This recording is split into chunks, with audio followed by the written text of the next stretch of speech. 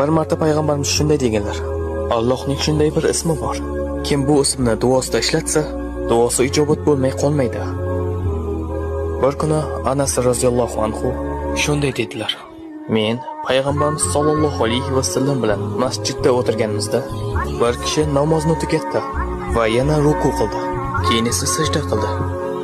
U sajda qilib bo'lgach shunday dedilar: اللهم إني أسألك بأني أشهد أنك أنت الله لا إله إلا أنت الأحد الصمد الذي لم يلد ولم يولد ولم يكن له كفوا أحد.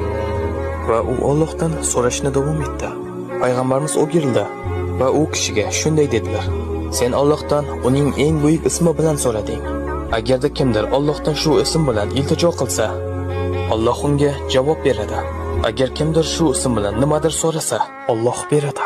Alloh buni ikki xil yo'l bilan